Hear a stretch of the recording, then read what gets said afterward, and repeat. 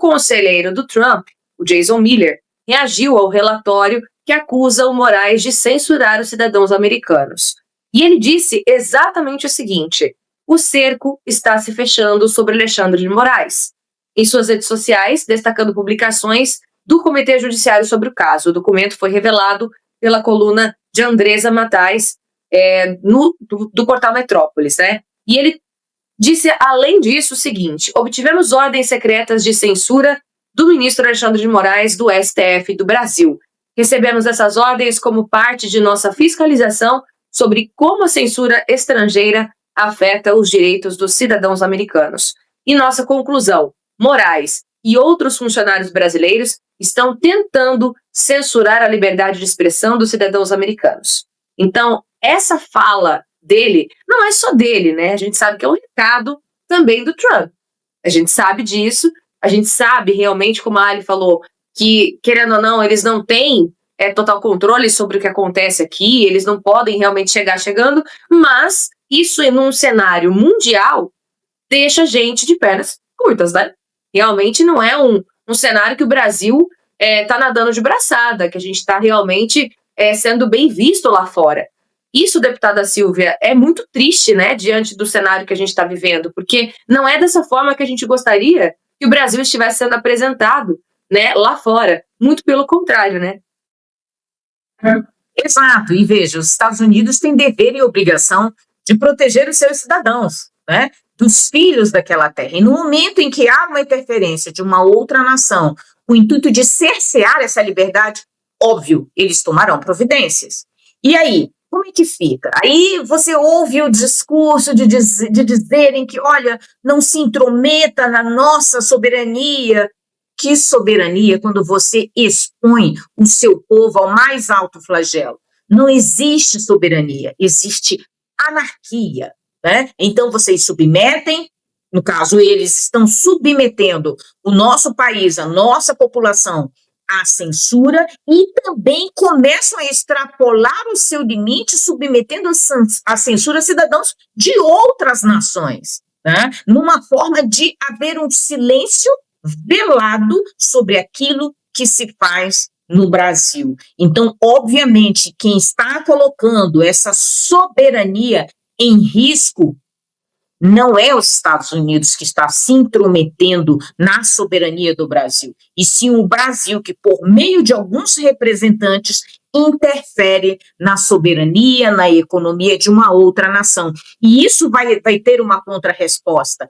E entre a briga, né, entre o impacto do mar e o rochedo, quem se prejudica é o marisco. Então, neste caso, nós, brasileiros, cidadãos, pagadores de imposto, que pagam o salário dessas autoridades, é que serão prejudicados no momento em que a nossa liberdade é cerceada, no momento em que eles se intrometem na soberania e na liberdade de expressão de outras nações, nós é que seremos penalizados com isso tudo. Então, é preciso não só uma reflexão, mas também um freio em todas essas situações, porque vai ficar pior.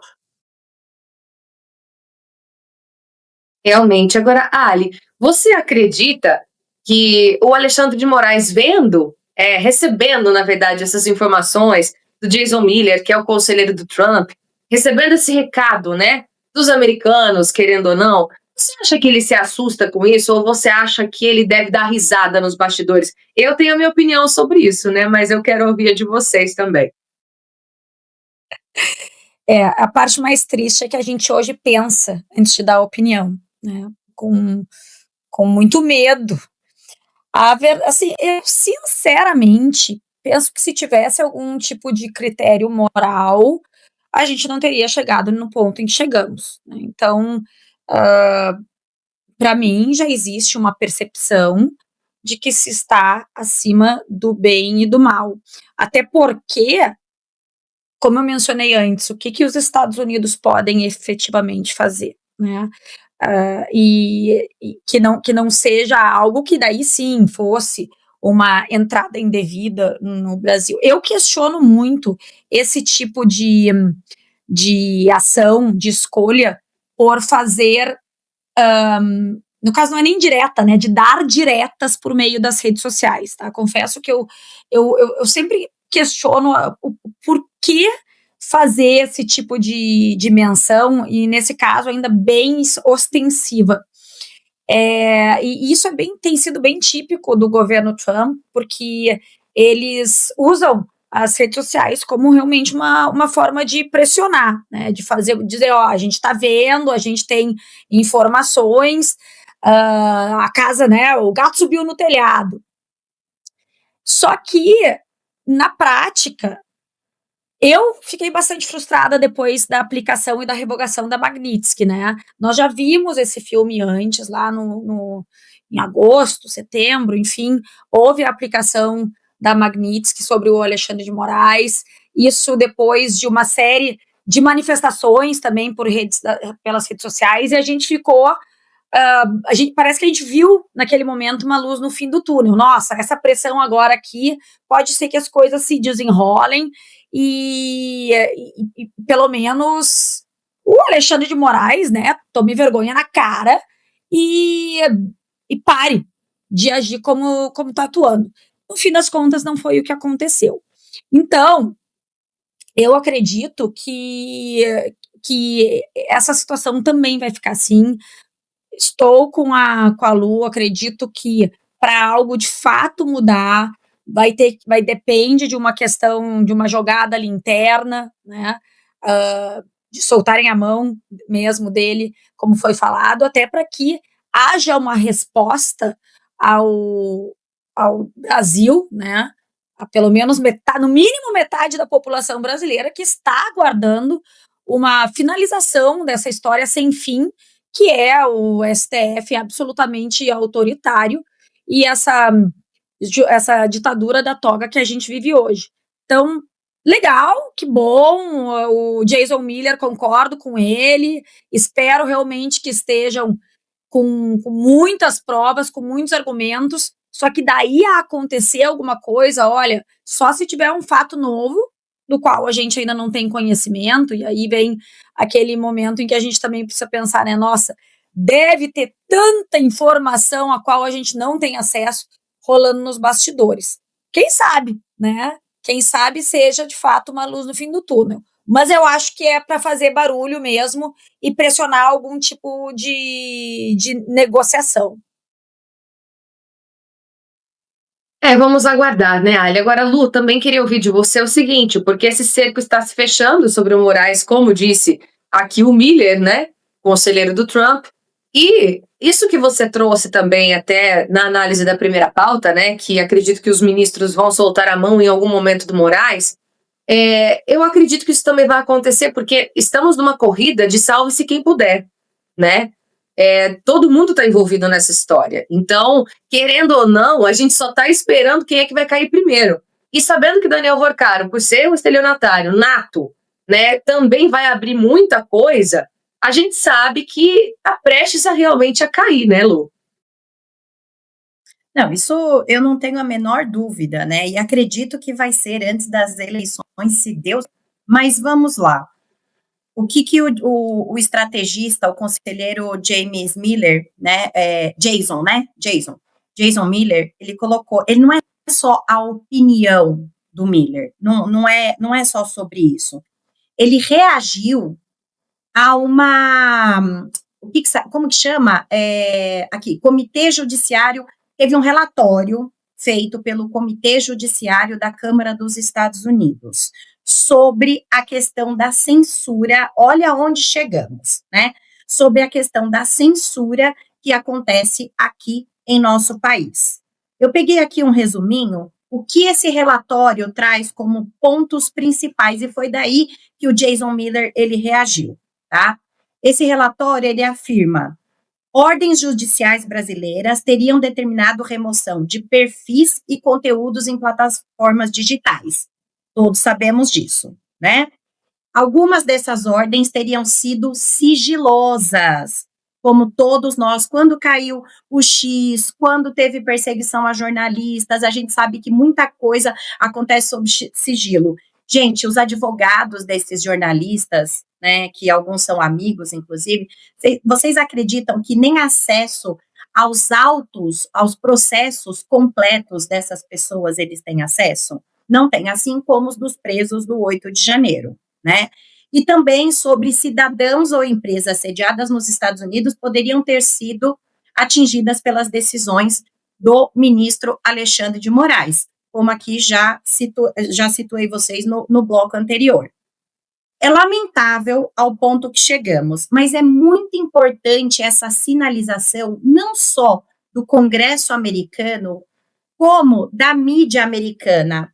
Ontem saiu uma reportagem num jornal de altíssimo impacto nos Estados Unidos, contando toda a fraude do Banco Master, toda assim, tudo aquilo que a gente sabe, né, gente? Que na verdade é só a pontinha do iceberg.